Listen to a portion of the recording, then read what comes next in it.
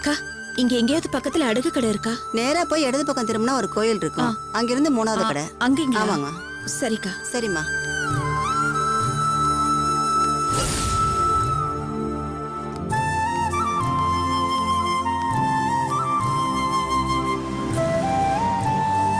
சீக்கிரமா வேலையை முடிங்க. எவ்வளவு நேரம்? அண்ணே, இந்த அடுக்கு கடை மூடி இருக்கே, எப்ப திறப்பாங்கண்ணே? பக்கத்துல தாம்மா வீடு. இன்னும் கொஞ்ச நேரத்துல வந்துருவாங்க. சரி, நீங்க வேலையை பாருங்க, நான் அப்புறமா கூப்பிடுறேன்.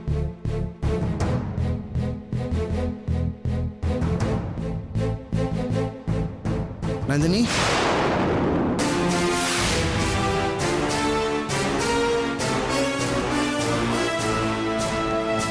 வாங்க முரளி. நீங்க எங்க இந்த பக்கம்?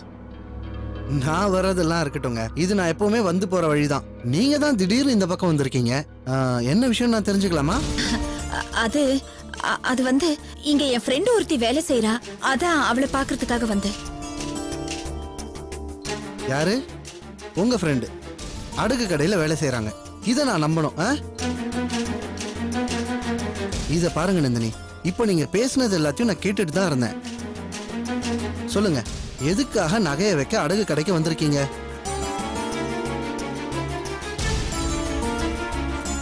என்ன யோசிக்கிறீங்க? சரி, நீங்க எனக்கு காரணம் எல்லாம் எதுவும் சொல்ல வேண்டாம். உங்களுக்கு எவ்வளவு பணம் தேவைப்படுதுன்னு மட்டும் சொல்லுங்க.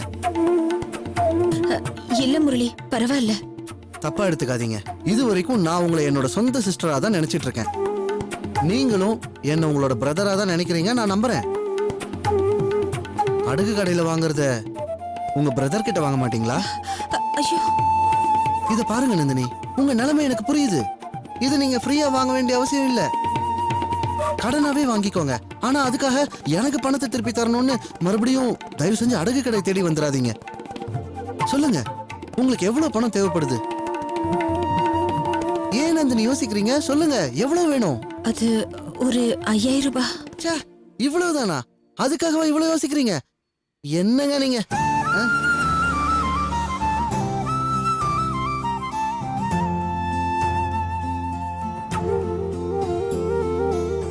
இதுல 7000 ரூபாய் இருக்கு, வச்சுக்கோங்க. இல்ல முரளி, எனக்கு 5000 மட்டும் போதும். என்ன நீங்க சொன்னா கேட்க மாட்டேங்கிறீங்க? இந்தாங்க, நீங்க கேட்ட 5000 வாங்கிக்கோங்க. ரொம்ப தேங்க்ஸ் முரளி. இந்த பாருங்க நந்தினி, இனிமே உங்களுக்கு எப்ப பணம் தேவைப்பட்டாலும் தயவு செஞ்சு இப்படி அடகு கடையை தேடி வந்துடாதீங்க. எனக்கு ஒரு ஃபோன் பண்ணுங்க. ஆஸ் எ பிரதர் நான் ஹெல்ப் பண்றேன். சரி, நான் வேணா உங்களை வீட்டுல டிராப் பண்ணிடவா? இல்ல முரளி, பக்கத்துல எனக்கு கொஞ்சம் வேலை இருக்கு. அதை முடிச்சிட்டு நானே போய்க்கிறேன். சரி, பிரெக்னெண்டா இருக்கீங்க, வெயில் ரொம்ப ஜாஸ்தியா இருக்கு, தயவு செஞ்சு பார்த்து போங்க. சரி, நான் வரேன்.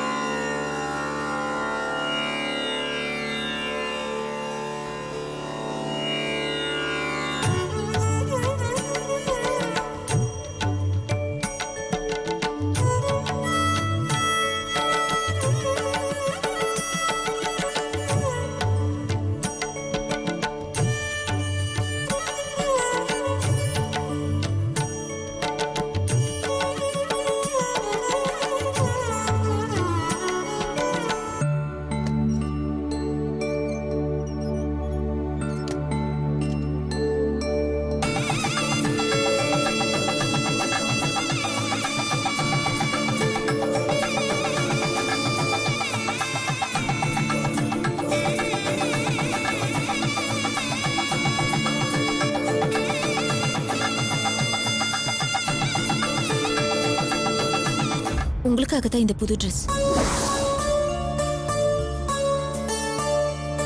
என்ன விசேஷம்? இந்த நாளை நீங்க மறந்ததுக்காக நான் வருத்தப்படலங்க. ஏன்னா நம்ம வாழ்க்கையில நடந்த பிரச்சனைகள் அப்படி. இன்னைக்கு நம்மளோட கல்யாண நாள். இவ்வளவு நாளா நம்மள பிரிச்சு வச்சிருந்த கடவுள் இந்த நல்ல நாள் அதுவுமா ஒரே வீட்டுல நம்மள வாழ வச்சிருக்காரு. அதுக்காக கடவுளுக்கு நம்ம 1000 கோடி நன்றி சொல்லணும். உங்களுக்கு பிரசன்ட் பண்றதுக்காக நான் இதை ஆசை ஆசையா வாங்கிட்டு வந்திருக்கேன். தயவு செஞ்சு எனக்காக இன்னைக்கு இதை போட்டுக்கோங்க. அத்தைக்காகத்தான் நீங்க என்கிட்ட ஒட்டுதல் இல்லாம இருக்கீங்கன்றது எனக்கு புரியுதுங்க. கூடிய சீக்கிரமே அத்தை என்ன புரிஞ்சுக்கிட்டு என்ன மருமகளை ஏத்துப்பாங்க. எனக்கு அந்த நம்பிக்கை இருக்குங்க. அடுத்த கல்யாண நாள்ல நம்ம குழந்தை அத்தையோட ஒன்னா கொண்டாடுவோம். அதுக்கு அந்த தெய்வம் துணையா இருக்கும். உங்களுக்கு பிடிச்ச கலர் பிடிச்ச டிசைன்ல வாங்கிட்டு வந்திருக்கேன். எப்படி இருக்கு? பிடிச்ச டிசைன், பிடிச்ச கலர், பிடிச்சது எல்லாத்தையும் செய்வியா? செய்வங்க. அதுக்காக தானே நான் காத்துட்டு இருக்கேன். குழந்தை பிறந்ததுக்கு அப்புறம் மறுபடியும் கோர்ட்ல நிற்க வேண்டி வரும். அப்போவாது எனக்கு டிவோர்ஸ் கொடுத்துருவியா? இதை நீங்க மனசார தான் சொல்றீங்களா?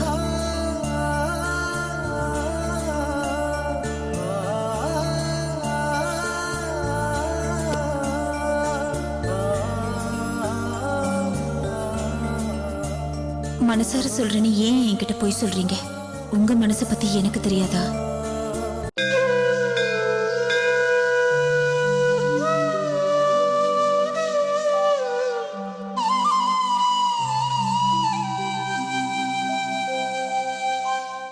யார் பேருக்கு அர்ச்சனை? ராசி பேர்லாம் சொல்லுங்க.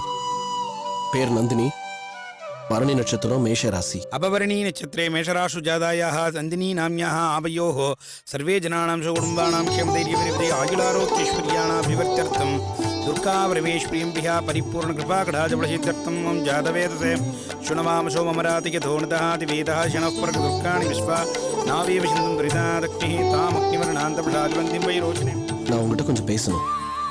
நீ என்ன பைத்தியக்காரன் நினைச்சாலும் பரவாயில்ல, மனசு விட்டு பேசணும். அதுக்கு தான் இங்க வந்திருக்கேன். என்ன எந்த நிலைமையில வச்சிருக்க உனக்கே தெரியுதா? அப்படி என்ன பாவம் பண்ண? அம்மாவுக்கு என் நிலைமையை புரிய வைக்க முடியல, கட்டின பொண்டாட்டியை சந்தோஷமா வச்சுக்க முடியல. இது ஒரு வாழ்க்கையா?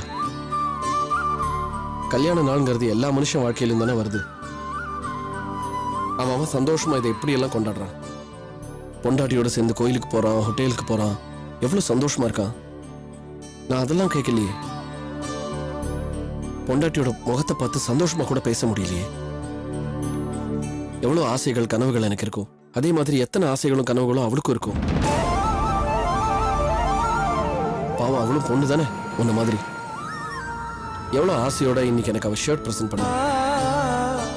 அவளை ஒரு மூணாவது மனுஷியா நினைச்சிருந்தா கூட சந்தோஷமா ஒரு வார்த்தை தேங்க்ஸ் சொல்லியிருக்கலாம்ல. நான் சிரிச்ச முகத்தோட நான் சொல்றேன் அந்த தேங்க்ஸ் அவளுக்கு எவ்வளவு சந்தோஷத்தை கொடுத்துருக்கும். டிவோர்ஸ் கொடுன்னு கேட்டேன். அது அவளுக்கு எவ்வளவு வலிச்சிருக்கும். அவளுக்கு வலிச்சதை விட எனக்கு எவ்வளவு வலிச்சிருக்கும் தெரியும்ல உனக்கு. என்ன எங்க அம்மாவை சந்தோஷப்படுத்தணும். நந்தினி மேல எந்த ஒட்டுதலும் இல்லை, அவ மேல எந்த பாசமும் இல்லைன்னு எங்க அம்மாவுக்கு காட்டணும். அதை பார்த்து எங்க அம்மா சந்தோஷப்படணும். அந்த சுயநலம். ஆயுசு பூரா அவளை நல்லா சந்தோஷமா வச்சுக்கணும்னு எவ்வளவு கனவுகள் எனக்கு. இதே கோயில்ல உன் முன்னாடியே எவ்வளவு பேசியிருப்பேன் முன்னாடிலாம். அந்த கனவெல்லாம் வெறும் கனவு தான், நிஜத்துல முடியாது இல்ல. இந்த ஜென்மத்துல எங்க அம்மா புரிஞ்சுக்க போறதில்ல. எங்க அம்மா புரிஞ்சுக்கிற வரைக்கும் நானும் நந்தினியை கஷ்டப்படுத்துறது நிறுத்த போறதில்ல. எனக்கே அசிங்கமா இருக்கு. இங்க பாரு, என்னை விடு, என்னை பத்தி பிரச்சனை இல்லை. இந்த எல்லா கஷ்டமும் போய் நந்தினி லைஃப்ல ரொம்ப ரொம்ப சந்தோஷமா நிம்மதியா இருக்கணும். நீ என்ன செய்வியோ ஏது செய்வியோ எனக்கு தெரியாது. எனக்கு உன்னை விட்டா வேற யாரும் கிடையவும் கிடையாது. கெஞ்சி கேட்கிறேன், ப்ளீஸ். எங்க அம்மாவுக்கு புரிய வைக்க முடியல. இன்னொரு அம்மாவை நினைச்சு உன்னதான் கேட்கிறேன். நானும் நந்தினியும் சேர்ந்து சந்தோஷமா வாழணும். அதுவும் பிரமேஸ்வரியம்பியா பரிபூர்ண கிருபா கடாஜபலசித்திரஸ்து. त्र्यम्बकं जामहे सुगन्धिं पुष्टिवर्धनम् उर्वारुकमिव बन्धनान् विद्योर्मुक्षीयमामृतात् धनं धान्यं पशुं भगवद्रलाभं शतसंवत्सरं दीर्घमायुः प्रसादं दीर्घायुष्मान् भव.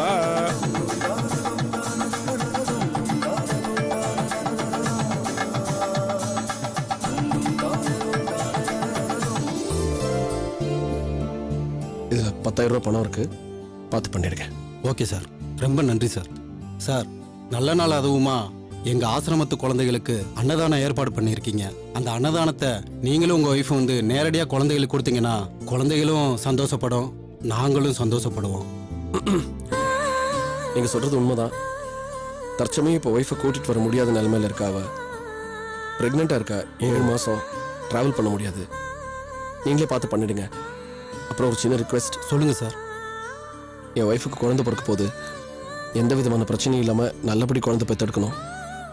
உங்க ஆசிரமத்து குழந்தைங்களை வச்சு சின்னதாக ஒரு பிரார்த்தனை நடத்துறீங்கன்னா மனசுக்கு ரொம்ப சந்தோஷமா இருக்கும். சார், இவ்வளவு தூரம் குழந்தைகளுக்கு செய்யறீங்க, நாங்க இது கூட செய்யலைன்னா எப்படி சார்? கண்டிப்பா பிரார்த்தனை பண்றோம். ரொம்ப தேங்க்ஸ் சார். சரி சார். ஒரு நிமிஷம். ஸ்வீட்ஸ் இருக்குதுல, குழந்தைங்களுக்கு கொடுத்துருங்க. Okay sir. பார்த்து மெதுவா. Thanks sir. வரேன் சார். Thanks sir. வாங்க. வரேன் thank you. சார்.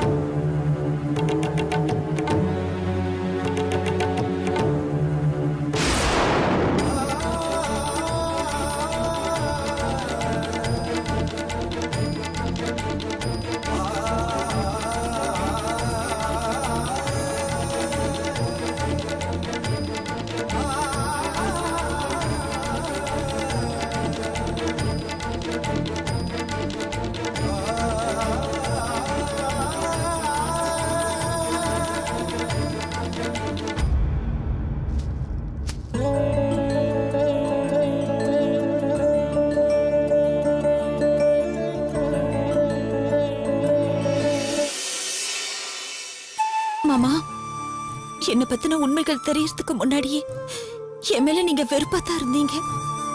அதுக்கப்புறம் சுரேஷையும் இன்ஸ்பெக்டரையும் வீட்டுக்கு கூட்டிட்டு வந்து எல்லா உண்மையும் சொன்னதுக்கு அப்புறம் நீங்க என்ன புரிஞ்சுக்கிட்டீங்க.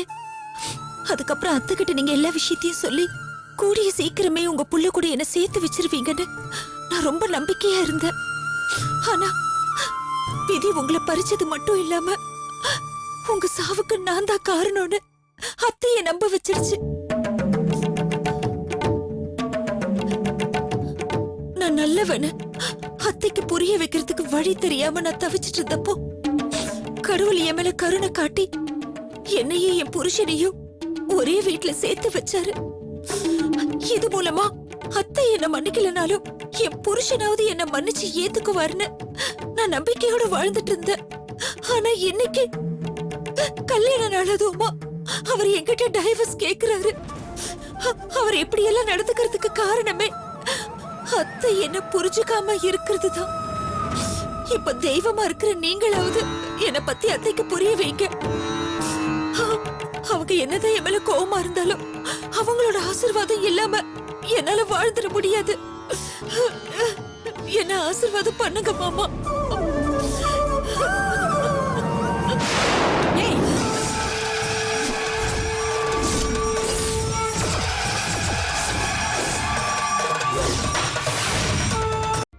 அத்தை எப்படி இருக்கீங்க அத்தை? ஏய், யார் கேட்டடி இந்த வீட்டுக்குள்ள காலை எடுத்து வச்ச நீ? முதல்ல போடி இங்க இருந்து.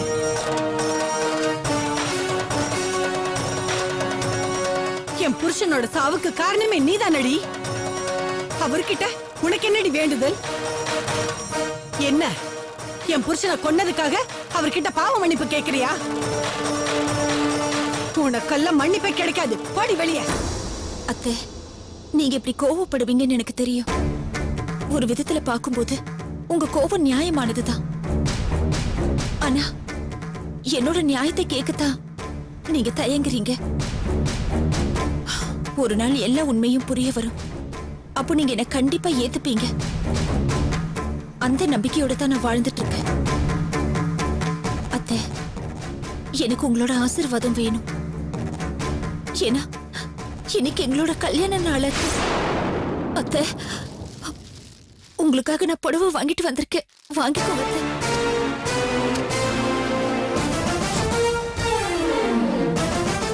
என்ன பார்த்தா உனக்கு எப்படி தெரியுது? பைத்தியக்காரி மாதிரி தெரியுதா? எப்படா என் புள்ளைய உங்ககிட்ட இருந்து விலைக்கு விட்டுட்டு அவனுக்கு ஒரு நல்ல வாழ்க்கையை அமைச்சு கொடுக்கணும்னு நான் தவிச்சுக்கிட்டு இருக்கேன். நீ என்னடானா எனக்கு இன்னைக்கு கல்யாண நாள், நாங்க நல்லா இருக்கணும்னு ஆசீர்வாதம் பண்ணுங்கன்னு அலங்கரிச்சிட்டு வந்து நிக்கிற. உனக்கு எவ்வளவு திமிரு இருக்கணும். ஐயோ இல்ல அத்தை, சத்தியமான ஆசீர்வாதம் வாங்குறதுக்காக ஏய், தான் நிறுத்தடி. ஆசீர்வாதம் வேணுமா உனக்கு? ஆசீர்வாதம் பண்றேன், நல்லா கேட்டுக்கோ. என் புள்ளைக்கு துரோகம் பண்ணி என் புருஷனை சாவடிச்ச நீ நல்லாவே இருக்க மாட்ட. நாசமா போயிடுவேன், நாசமா போயிடுவேன். போதுமா? போதுமா? இன்னும் வேணுமா? உன் நடிப்பெல்லாம் பார்த்து நான் ஏமாற மாட்டேன். முதல்ல இதை எடுத்துக்கிட்டு கிளம்பு. ஏய், கிளம்புன்னு சொல்றல்ல, கிளம்பு.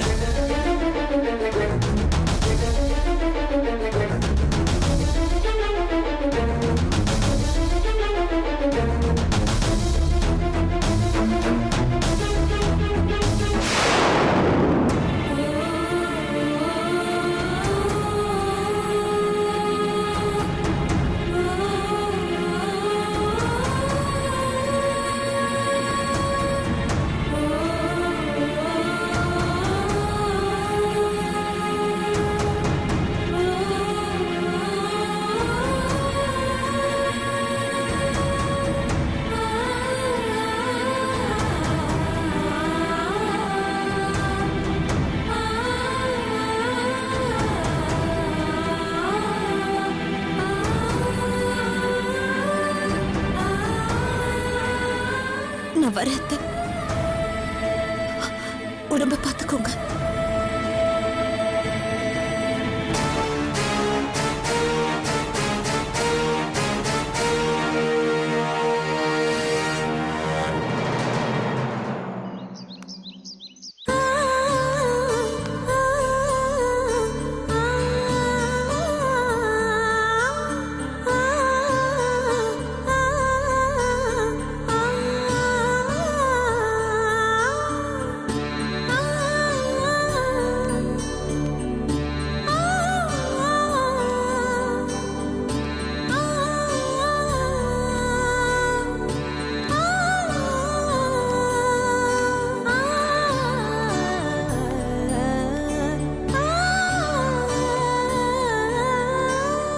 அம்மா, ஏதாவது தர்மம் பண்ணுங்கம்மா.